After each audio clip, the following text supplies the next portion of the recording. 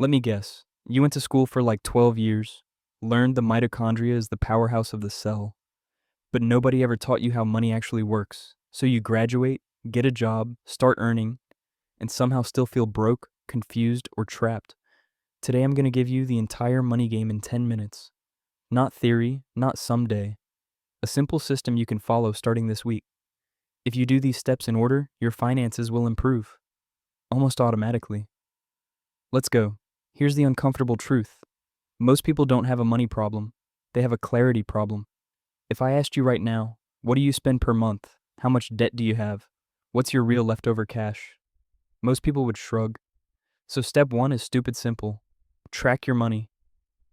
Not forever, just long enough to see reality. Look at the last 30 days. What came in? What went out? Where did it go? Because if you don't know where your money's going, you're not in control. You're just hoping. And hope is not a strategy. Now let's talk budgeting.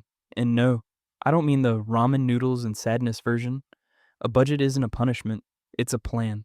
It's you telling your money, here's what matters to me.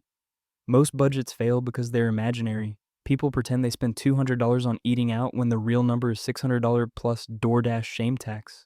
So make it real. Try a simple split. Needs, wants, goals. And the magic move? Automate goals first. Saving and investing should happen before lifestyle spending. If you wait to save whatever's left, you'll be saving nothing. Debt is not evil, but some debt is basically financial poison. Here's the quick filter. Bad debt. Debt used to buy stuff that loses value. Credit cards for lifestyle.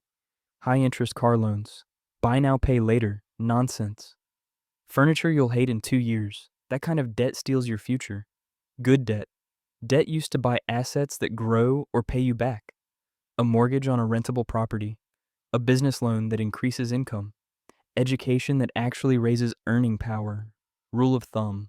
If debt doesn't increase future cash flow, it's a trap. So your priority is kill high interest debt first. Everything else comes after.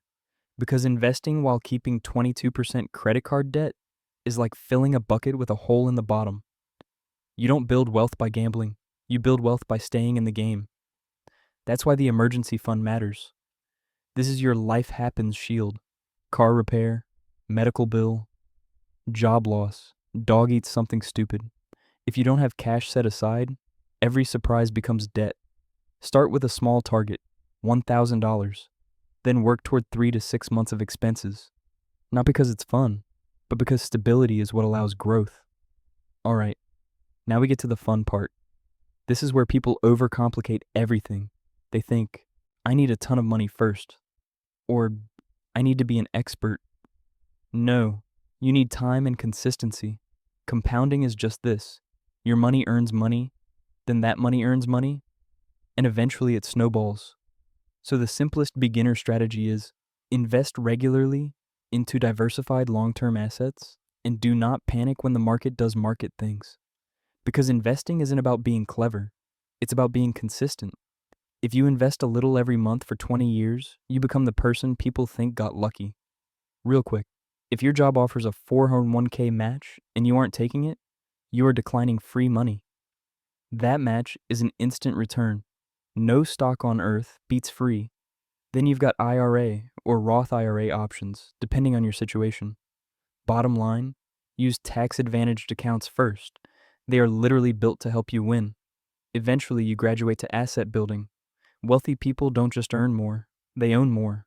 Stocks, real estate, businesses, anything that produces value without trading your hours for it. But here's the key. You don't start here. You start with clarity, budgeting, debt control, emergency fund, investing. That order matters because the fastest way to lose money is trying to build wealth on a shaky foundation. So here's the whole money game in one sentence. Stability first, then growth, then wealth. If you want to change your finances, don't chase hacks, climb the ladder. And if this helped, drop a comment with the step you're working on right now. I read all of them. Like subscribe, and I'll see you in the next one. You don't need more money, you need a system.